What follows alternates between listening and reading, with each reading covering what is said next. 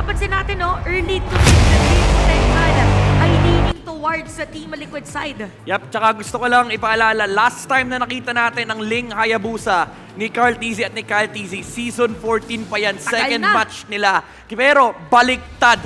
Si Kyle Tizzy yung nakaling nun and si Carl yung Hayabusa. This time around, Carl Tizzy is on his signature Ling. Labanan na to ng mga TC. Tingnan natin kung ano mangyayari para sa ating laban ng casters. Kayo na muna. At sa unang laban, nakalamang na agad ang TLPH. Makikita natin kung babangon ba muli ang Falcons. Pero mamaya na lamang yan. Sa ngayon ay titignan muna natin. No? Siyempre, vibe check lang sa ating Champions Arena. It's a sold-out arena. Woo! Joshi and Athena. Nakikita natin ngayon na full pack talaga. Supporters here, the cavalry, and of course, the Green Falcons na present sa ating Champions Arena. Ano eh, dalawang kulay yung nakikita mo. It's either white and blue or white and green eh. Apat. Aba, Tatlo. Yung white kasi neutral nilang dalawa. Pero again, kita mo yung ano eh, kita mo yung suporta ng both of these fandoms na nakikita naman natin dito sa ating mga screens. At ang grabe dito sa mga fans na napapanood natin ngayon sa ating screen ay bumili tong mga to ng ticket nang hindi pa nila alam kung magka-qualify ba ang kanilang mga teams for this stage. Tandaan natin no, nung naging available ang ating playoffs tickets, ang nakalagay sa ticket nila ay TBD versus TBD. Dahil hindi pa natin alam kung sino nga ba yung maglalaban dito. At for them, suporta lang talaga malala dahil tandaan natin kung sino mang manalo sa best of 7 na ito ay talagang lilipad papuntang MSC kasama ng Onyx Philippines. Yung iba kasi dito parang binilala everyday na ticket. Oo. Simula Lahat, day 1 no? para sigurado na Uy! meron silang slot dito sa ating Uy! Champions Arena. Tapos Pero tignan mo, meron pa tayong mga fans from La Union, no? All the way to support at TLPH. Ramdam mo talaga yung suporta ng Cavalry, no? Pati yung Falcons Nest na ilang araw nang nanonood dito sa ating Champions Arena.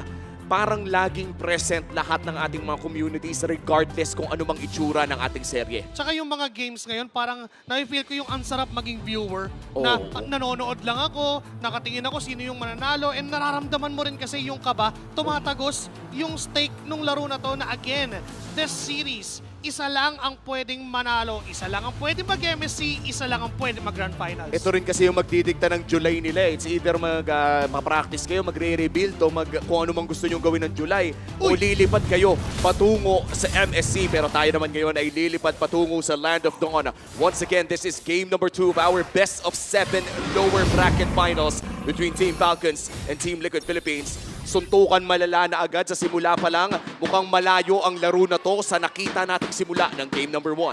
kahit sa heroes di ba, na binanggit nga ni Midnight, somehow nagpalit lang ng ginamit na heroes ni Kyle Tizzy and Carl Tizzy way back season 14. Yung poke damage ni Few, ano lang talagang minamaximize lang yung advantage niya over that Farsa. Well, ang Farsa kasi, ang advantage niya yung range and yung burst. And ngayong wala pang masyadong damage, ang ginagawa lang ni Few, diyan ka lang, di ka magle-level 4. Oo, tsaka tingnan mo naman yung ginagawa talaga ng Team Falcons. Para bang mas agresibo yung galaw nila ngayon.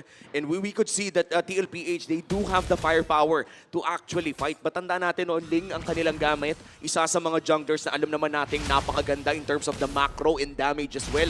Pero kailangan pa rin naman ng item. Sanford, however, 2v1. Okay, nandito agad ang Tizzy brothers. Sanford having a hard time. Kyle Tizzy with the first blood. JP, just roaming around here sa may bandang baba. Andito na nga lang din ang Cavalry. Papasok with Tempest of Blades. Makakakuha rin ng kapalit. Kaso nga lang, at the cost of JP's life na nga lang din, may ipit pa ba si Carl? Makakatakas pa ang Young Goat. Young Goat, indeed. Ang ganda ng pagtakas doon ni Carl Tizzy. And looking at that aggressive maneuver from TLPH, para bang nabalik pa nila yung nawala.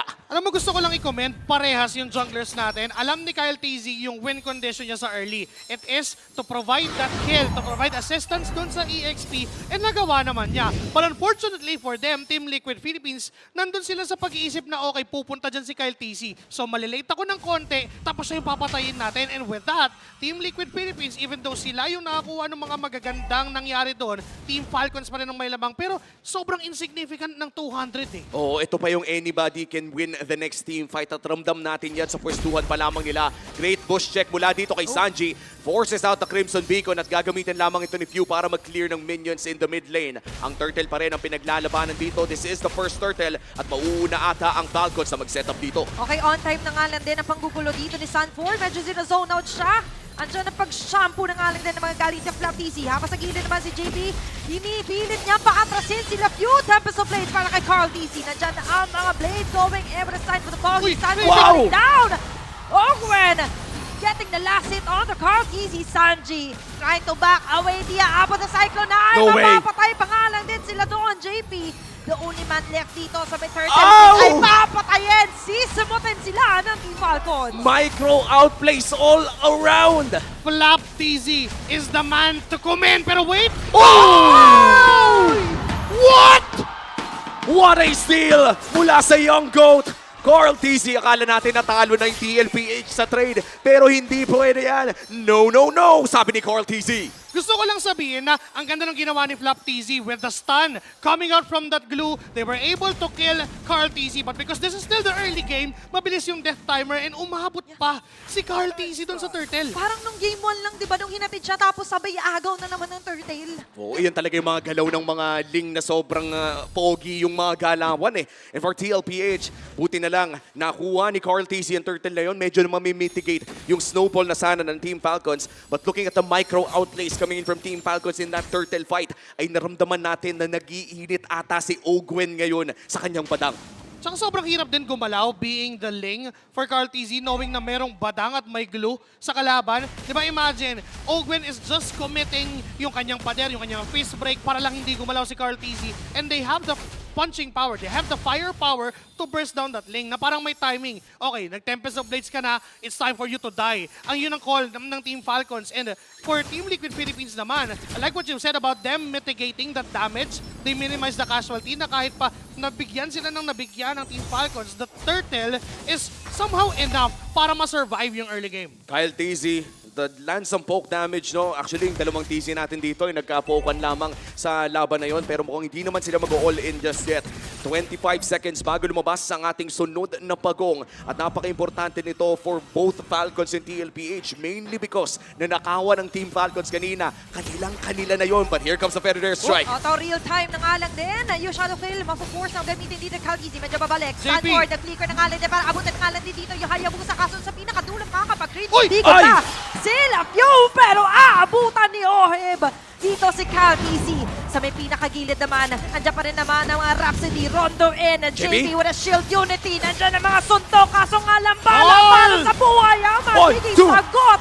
And Carl TZ at again with a Tempest of Blades. Ang linis ng pasok ng TLPH doon at nakat na nga nila ang damang ng Team Falcons mula 1.5 down to 500. Pero hindi pa turtle ang punteriya dito nila Carl TZ. Torre muna ang call ng TL. Don't know if it was a misclick from Kyle TZ na bumalik siya dun sa Shadow, but maybe because they wanted to get that kill against Daddy JP. But unfortunately, nandun si Oheb. Diba? Nakuha yun or nahanap yung tulong ni Oheb with that single bullet coming in from this Ranger. They were able to take down the jungler. Pero yung ginawa kasi ng Team Liquid Philippines, don't rush the turtle. Diba? Alam nila na hindi ganon ka-valuable yung turtle at this moment. But Sanji, nabuhay siya doon sa Ugi Shadow Kill. It is a very good info para sa Team Liquid Philippines. Medyo nakakatakot no? Naka-wings by wings ka na, wala palang green camp doon, walang mapasahan ng Ugi Shadow Kill. But sadly for Team Falcons, hindi pa sapat yung damage ni Kyle TZ para i-burst si Sanji ng 100-0. At dahil dyan, TLPH, mukhang magkakaroon ng maliit na kalamangan around this turtle pit. Sanji in position for the feathered airstrike. Kung hindi pa niya ipupull yung trigger, great rotation mula sa TLPH at mukhang mazozone out pa si Kyle. Okay, maganda yung positioning dito ni Stanford. Medyo pipilitan agad dito na ilabas yung mga glulets for Flap TZ. At again, makukuha ni Carl TZ ang objective turtle para sa TLPH. Ang ganda ng ginawa ng TLPH doon at mukhang makakuha pa sila ng Torres sa baba. That's 2 objectives straight para sa TL at hawak na nga nila ang 1,000 lead. You know what? Delaying that turtle after that messy team fight doon sa kabilang lane, parang binigyan lang ng choice yung Team Liquid Philippines na okay, hayaan natin silang lumaban. And if they would fight, try natin kumuha ng pick-off bago tayo mag-turtle. They are just hitting 2 birds with 1 stone and not just 2. They are hitting 3! Dahil yung Torres sa baba ay nakuha din nila plus a kill on the mid lane. Sayang hindi natin nakita kung paano nga ba nangyari. The flickers available. Ito, makikita na nga lang din natin. Hahabol pa si JP dito kay Super Marco. Nasasalubungin pa ng kamao dito ni Stanford. Kaso si Carl TZ magiging kapalit. Shadow kill ay nagkapasa-pasa na nga lang din sa cavalry. Buhay pa naman din si JP. Sasaniban at pilit na ilalapit ni Flap TZ sa kanyang mga kakampi. Pero ang call dito ng TLPH ay medyo umatras na nga lang din. Pero si Carl TZ wala yata balak umatras kasi na nga lang din. Pero may ipit pa si sitwasyon at mapapabuti pa ito. Okay, with the bullets, hahabol, sasalubong sila Sanford. Kaso nga lang makakatakas mo si Flaptizi pero TLPH lumamang doon. Stun lock is real. Kung hindi tumama yung stun na yun, that would have been Falcons getting the kills. But for TLPH, paano ba nila na-turn yun? Nakita natin yung dunggol eh. Alam ni Daddy JP, okay, kumabit sa akin yung Shadow. Rekta first kill agad para paglabas nung Hayabusa doon sa Shadow, mas stun agad. Nandun din yung follow-up coming in from the double artillery. Pero wait! Hindi niya nakakayanin pa. May Crimson Beacon man, pero Facebook, pero Chris Bon. Jack. Lahat ginamit ang alag din dito. Makakatakas pa rin doon si Sanford. Parang pinapahirapan na ata ng TLPH ang buhay ni Few na burn yung Crimson Beacon, na burn din yung Flicker. So far, hindi masyadong nakakatagal yung Zushin doon sa may bandang harapan. TLPH still ahead by 3,000 gold. At mukhang nakapag-farm na dito si Oheb currently with a perfect KDA. Sobrang laking problema ng Team Falcons right now is yung tatlong items na meron si Oheb. That's a Hunter Strike, Sky Piercer, and a Malefic Roar. Now I guess going for a Wind of Nature just to survive for that Clint and even that Hayabusa. Pero yung isa pang problema, the most damage dealt, Sanji. Meron na siya ditong glowing wand na I guess going for a Holy Crystal. Possible pa rin naman yung Blood Wings for survivability. But then again, the double artillery from Team Liquid Philippines. Hindi maabot ng mga members ng Team Falcon. Oh, hindi pa sila nakakalapit, ginaganyan na agad. Pero sila, abot na abot ang alang din dito. Yung huling bala, tatama ng alang din. Shadow killing. Inagdon ng alang din. Kaso nga lang, sa bandang gilid, hindi nila kakayanin pumitas. Hindi pa rin talaga sapat yung damage ng Ugi Shadow Kill at naghahati-hati pa ang TLPH. So far, napakaganda ng formation ng TL sa mga team fight nila at hirap si Kyle TZ makahanap ng isolated target at hindi naman kasalanan ng Team Falcons yun. Sadyang maganda lang yung pwesto ng TLPH. Kumbaga sa basketball, naka 2-3 eh. Yung members ng Team Liquid Philippines. 2 on the back and then yung tatlong members nandun lang sa harapan. And si Carl TZ nga minsan nawawala pa. Parang late pa talaga siyang dumarating just to finish the job. And it is a problem. There are no gap closers for Team Falcons PH to a point na si Kyle TZ lang yung may sole responsibility to do that. Pero the thing is, for Team Liquid Philippines, may handa sila doon sa flank na pwedeng gawin ng Hayabusa. At siguro noong maganda sa Team Falcons ay nakakadepensa pa rin sila dito sa crucial mid lane tower na ito. Kaya kontrolado pa rin nila ang kanilang jungle at mapa. Pero for TLPH, simulan na nga nila ang pinakaunang lord ng darong ito. Flap TZ ang magbibigay ng vision para sa Team Falcons. At kita nila kung nasaan si JP. Oheb is still missing. Alamata nila na si Sanji nasa LBM pero bibigyan na si JP. Okay, JP medyo mangangalahati ang buhay. Kaso Lord! sa pinakagilid, napakaganda face break. Ang gagawin na naman dito No! ng Gwen of you will be getting that Lord! Habang si JP naman ngayon na hindi takantanan nila Ogwen Count Easy, and even if you inangat, Wow! pinasubo ng bala! Ogwen will get a perfect setup dun. And Falcons finds the angle and the Lord. Paano yung nagawa ng Team Falcons? Literal finding the angle. Yung pinanggalingan ni Kyle TZ, hindi nila in-expect na manggagaling siya dun sa weaker side ng Lord. Kasi, well, yung pinaka-ordinary or pinaka-orthodox na nakikita natin, nanggagaling sa likod ng Lord, yung Hayabusa. But Kyle TZ went from the bottom lane up to that mid lane, finding Oheb. And even, etong si Kyle TZ ay nawalan na ng chance para kunin pa mismo yung Lord. But then another airstrike. Oo, kaso ngayon, nahabon na naman si Carl Easy. Kung kanina hindi ako masyado makalapit ngayon, lalapitan ng alang din naman. The very can do what's doing Wow. it. Habang si Sanford at si Aray! Orb naman ay bibiktimay dito si Super Marco. Oh, no. You try to Wow. run away, napaplikay na Sanford! ng Crimson Beacon pa. Kaso ayaw yata siyang paalisin basta-basta dito nila Sanford. Kabilang banda naman, Kaltizi, iba yung pinaplano. Lamang pa rin naman sa map control ang Team Falcons pero ang daming nawala sa kanila including a turret dito sa mid lane. Mabubuhay na rin naman si Open and Flap TZ pero mukhang dalawang tore pa makukuha ng TLPH. Saglit lang nahawakan ng Team Falcons yung gold lead at muli itong binawi ng Cavalry. Ito yung nagiging problema again ng Team Falcons. Kapag head-on nila tinake yung team fight, just like what we saw from that latest skirmish, nahihirapan sila. But without Kyle TZ na kayang mag-flank at kayang magbigay ng kill potential doon sa mga backliners, tinan mo dito, head-on lang, diretso lang ang mga members ng Team Liquid Philippines because Kyle TZ is out of nowhere. Wala siya dun sa pwesto, wala siya dun sa posisyon, wala siya sa timing para i-hit yung nagka-feathered airstrike dun sa likuran, and that is making Team Falcons at a disadvantage. At grabing aggression din yung nakita natin sa Baby Cakes tandem sa mid lane fight na yun. Even expending the flicker for Oheb para lang makakuha ng additional na kill. Gigil na gigil talaga ang TLPH ngayon at hawak na naman nila muli ang lamang for Team Falcons. Ganun na lang ba ulit ang kanilang gagawin? Lord fight ang aantayin for a potential Lord steal? Kailangan mag-force dito ng Team Falcons ng mga magagandang team fight. Knowing na looking at Flap TZ with a 117 KDA, kahit palagi siyang nauuna, kahit palagi siya nag-initiate for Team Falcons, isang beses pa lang siya namamatay. So they have to do what it takes para para hanapin si Carl TZ at siya yung hindi makakuha ng retribution. Because one Lord steal might turn these things around. At nakita natin yan kahapon sa mga serye na napanood natin, specifically in that Aurora series kung saan make or break yung mga retry ni Kyle TZ. And for TLPH, siguro gusto rin niyang gawin yon, katapat ang kanyang iniidolo dati na si Carl TZ, na ngayon naman ay katapat na niya ng paulit-ulit. And this is a very crucial match. Yes, best of 7 ito, pero hindi ibig sabihin na pwede kang magbigay ng kahit isang laro. At yun yung ginagawa rin kanina pa ni Sanford, the Apex Predators doing hunting down core damage dealers. Isa pa sa good thing na nangyayari din for Team Falcons ay minimize nila yung mga casualties kahit natatalo sila doon sa mga specific na skirmish na nakikita natin. Now, for this Lord fight, ang ganda nung, ito yung Battle of Info na tinatawag natin. It's for Flap TZ, para sa Team Falcons, and para naman sa side ng TLPH, nandiyan si Daddy JP. Kasi hindi pwede sa Sanford yung gumawa nun eh. Kasi mas gusto niya na ma-hunt down yung papalapit pa lang na backliners from the side of Team Falcons. Kaso nga lang, siya ngayon yung ina-hunt down, Flap TZ onto the info. JP naman ang sunod niya magiging target. Few naghahanap ng pwedeng iangata. Hawakan sa leeg. Kaso ang hinahawakan ngayon ng TLPH going to be the Lord na makukuha ni Ohe. Pero dito sa kabilang banda, si JP ang binabalibag. I-revitalize sa activate na nga lang dahil makakasurvive pa. And at the same time, Ogwen hindi man lang makakalapit doon sa mga members ng TLPH. Habang sa pinakadulo, sa pinakasulok, si Flap TZ ngayon napagtitis kita. Sumalumang pa si Sanford. May kapit pa sa grass. Pero walang kakapita masyado dito sa Owe. Kaso nandyan ang alam ni Carl. Wow! Pero nature! Shadow kill doon sa may pinakagilip Uy! dito na TLPH ang mga damage. Pero sa kabilang banda, walang mamamatay. Ang daming nangyari pero wala pa nang bumabagsak. Here comes Sanji with another feathered airstrike. Isang banap na lang and Stanford goes down. TLPH pa rin ang nakalamang with that Lord take pero nakaisa ang Falcons. Napakaganda rin ng ginagawa ng Team Falcons na sinusubukan nilang i-bait yung ginagawa ni Flap TZ. The moment na naipit na siya sa gitna, here comes the other members of Team Falcons, even Ogwen, flickering doon sa gitna para lang subukan yung setup. And if that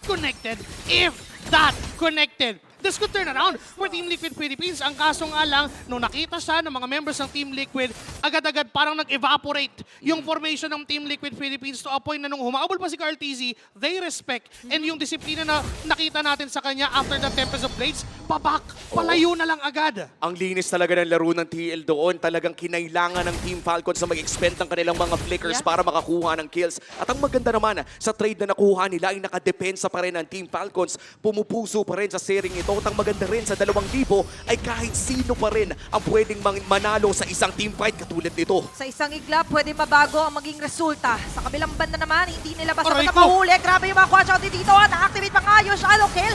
Si Nako! Sanji ang magiging target. Pero sa kabilang banda, buhay para sa buhay. Pero bala para sa buhay. Ang magiging sagot dito nila. Oh, Heavy try his best Aray! para magkaroon ng magandang pick-up. Kaso nga lang, napakakunat dito ni JP. Flap TZ, makakasurvive pa naman. Apat na miyembro ng cavalry ngayon ay nandyan sa opensa. The Sansan duo is doing so much sa mga team fights nila, sa mga feathered airstrikes ni Sanji at pati na rin sa mga tinatangking damage ni Sanford. Nakikita natin ngayon na hindi lamang baby cakes ang pwedeng panoorin sa TL kundi yung OG Sansan na rin. You know what? This is still anybody's ball game. Going back to sa keys to victory for Team Falcons, they have to show their tenacity. And so far, for 16 minutes and 30 seconds, they have showed pure tenacity.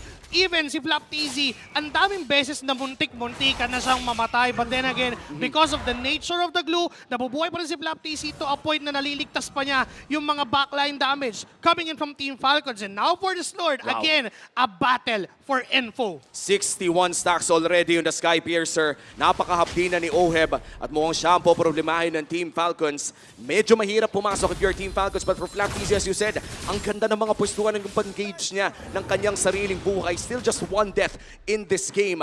Pwedeng-pwede niyang sapian yung malalapitan niya. At usually si JP yung nagiging target, hindi pa sapat yung damage nila up until now para i-burst down yung backsha na yon. Pero mukhang ang i-burst down dito ay yung Lord na ata. Okay, medyo magmamadali na nga lang din na makalapit dito ang Team Falcons. Pero sa pinakagilid, naghahanap si Carl TZ dito ng kanilang pwedeng i-target. Yung Lord medyo bibitawan, di pa rin naman nire-reset. Pero nire-reset nila dito JP? yung buhay ng alam nila JP na JP? activate din yung revitalize at mapapatay na Team Falcons.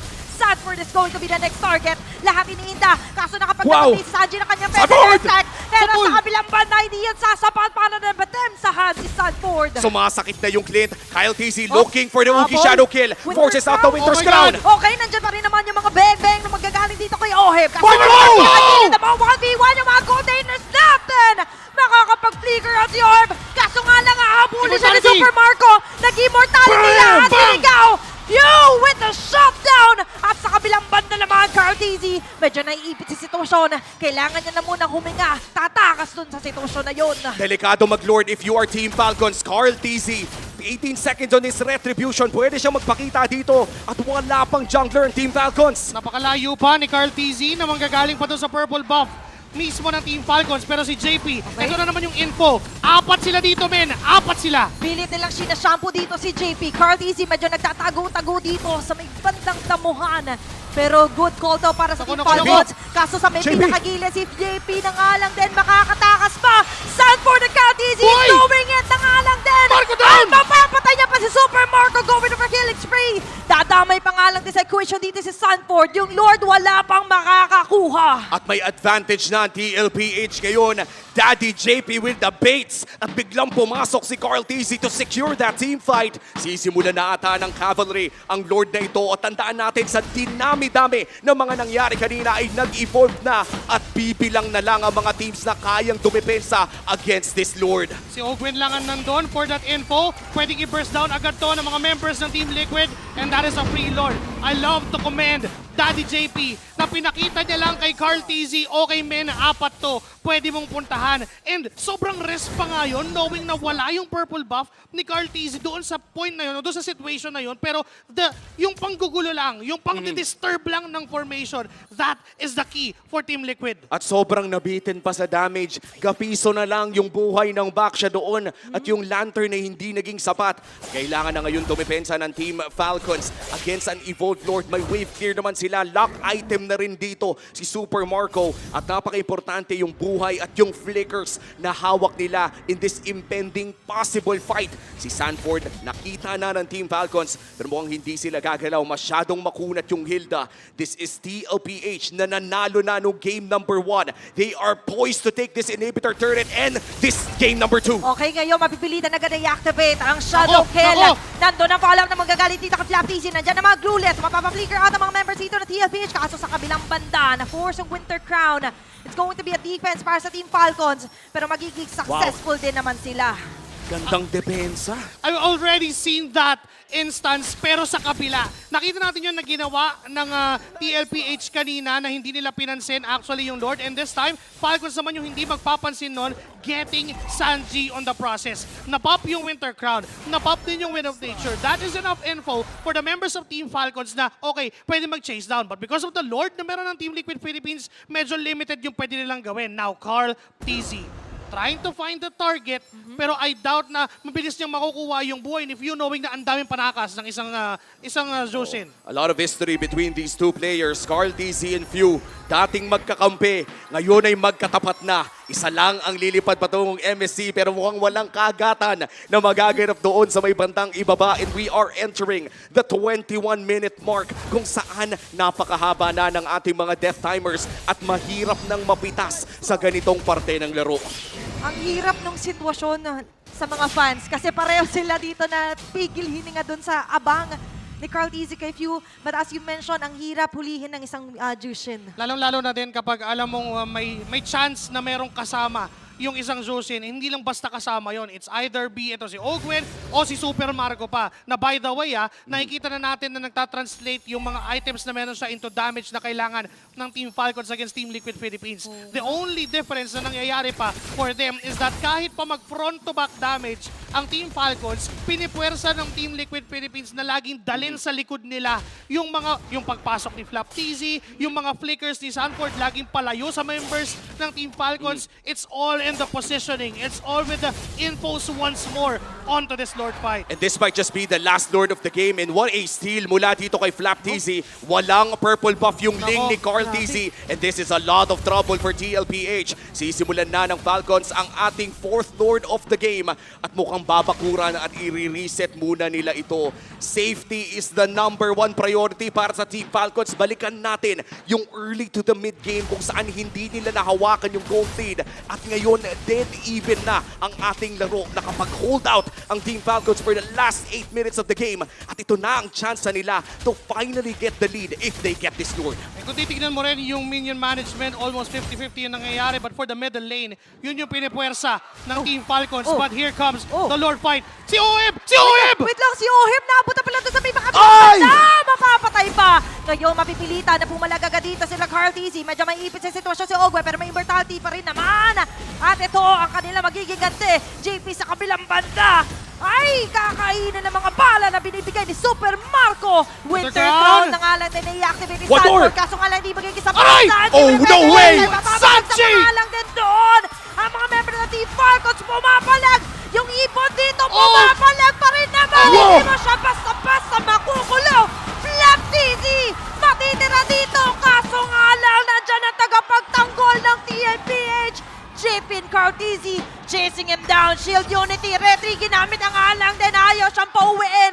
Immortality natanggal na rin at mapapatay pa siya dito ng TLPH. World-class micro mula sa Team Falcons and Team Liquid Philippines. Napitas na si Oheb pero nagawan pa ng Oh my paraan God! ng Team Liquid. Si Kyle TZ na lang ang And the ball! dedepensa. 12 seconds para dito kay Ogwen. Okay, nagmamarcha na dito ang TLPH.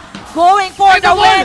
Pero nandito nga lang din ang buhay. Inaalay ni Cartesi para madepensahan. At magsasucceed naman siya doon. Napakagandang defense pero I might say na Midnight, sorry pero ang hirap i-breakdown nung microhan na yon from both of these mid laners, Few Teka lang. and Sanji. Lang. Kaso si Ogwen alam na 4 lang to. Ano nangyari doon? What? In an insane turn of events, Ogwen secures the Lord. What? I repeat, Ogwen with the Lord still. Meron talagang mga bagay na hindi na ipapaliwanag ng Sensha, Umi, and Athena. And I must say, that is plus the luck coming in from Ogwen, securing that Lord. It really is a breather for Team Falcons. And can I say, na hindi lang basta breather to, may chance silang kunin yung panalo against Team Liquid. That's true, and this is a crucial game number 2. 5v1 on that Lord. Conceal on Ogwen. Sinapak yung area at nakakuha ng Evolve Lord. At ngayon, pepwesto na ang Team Falcons. Tutok ang lipad. Papunta doon sa may bandang itaas. It's a 5v5 breakdown dito sa top lane. Okay, ngayon ire-ready na nila ang kanilang runway. Team Falcons going for the win. Nangalang din ba dito? Sanji mapipilitan na gamitan ka na. Sanji! Alam pinagsasamak dito ni Ogwen silang Sanford, JP. Carl? Carl TZ nililito ang mga members ng Falcons habang sila Sanford dumidepensa at matutunaw yung Lord na dala-dala dito ng Team Falcons. That's one inhibitor turret down. Ang win condition ng Team Falcons ngayon ay kumuha pa ng isang inhibitor turret. At mukhang makukuha pa nga nila ito. Kuha? Pero na-cut ni Carl TZ yung mid lane wave. Kaya naman mapipigilan na ang pag-push ng Team Falcons. At dahil sa miracle play ni Ogwen, balik sa laro ang Team Falcons. Pero ang ganda rin nung ginawa ni Carl TZ doon, that cut doon sa middle lane, yun yung naging rason bakit buhay pa rin ang Team Liquid. Pero sa baba, Mabubuhay pa nga ba na matagal? Kasi dito sa Goal! pinakagigis, Carl Goal! TZ maaabot na si View. Nandito ang bagsak ni Pederness pero maiiwasan ng mga members dito ng Team Falcons. Takas na nga lang din muna habang doon sa pinakabase. Sinasama na nga lang din ni Sanji din sa Flap TZ na mapapatay ni Oheb. Nako, 70 seconds para kay Flap TZ at 30 segundos pa para sa susunod na Lord. Nakuha man ng Team Falcons yung dalawang inhibitor turret. Malaki ang kala lamangan ng Team Liquid Philippines doon sa upcoming Lord fight natin. Napakalaki ng impact na wala yung initiator, na wala yung nagzo-zone coming in from Team Falcons. And for Team Liquid Philippines, maybe the call is to burst down the Lord ng ganun kadali. But again, tinitingnan nila yung dead lane, and if Kyle TZ shows up, there is a chance na sisimulan na agad at napakabilis na tatapusin ng Team Liquid yung Lord na yon without any questions. Si Marco! Grabe naman talaga yon! Sanji is doing it! Mixing up things right now. TLPH makakakuha pa ng Lord katulad nga ng binanggit natin, nagmamadali na. Hindi na mag-aatubili pa. Diretso lang ang tingin. Sanji! Yung chemistry nila, men, alam mo yon, may call eh. Okay, Lord tayo, first natin. Pero may ibang utak si Sanji. Kanina pa niya pinakita yun ng game number 1. O sige, dyan kayo, magda-diversion ako. Ngayon, this time, dyan kayo, pupuntaan ko sa Super Marco, and he was successful with that. Removing Super Marco, na wala na naman yung threat na okay, baka mabura tayo ng mga bala. Baka mabura tayo ng damage output. And with that extent, ngayon, nabalik na naman sa Team Liquid yung lamang sa mapa. Pero yung gold lead, kasi wag na natin tignan eh. It is an even fight. Lock item na sila parehas, nasa galawan na. And once again, Chef Sanji with the crucial play. Nandito na yung pang-5, pang-6 na natin na Lord. But this time around, Cavalry Maseselia na binila ang game number 2. Okay, 10 segundo para umabot din si Super Marco. Nilatag na agad dito sa Sanji ang kanyang Feather Nurser. Flap easy, natanggal na nga lang ng kanyang immortality. Mapapatay pa siya dito ni Orb. Pinakagilid, na-activate yung Winter Crown. At papatay pa siya doon ni Orb with a double kill. The regular season MVP is doing it. Buhay pa rin yung Lord. Napakakunan dito. Umabot na para dumepensa ni Super Marcos. Pero sa pinakagilid naman na Frog na yung Crimson Beacon dito ni Khaleesi, or rather the Few. Kaso nga lang sa kabilang banda, Lock Tower lang! TLPH with a game to win!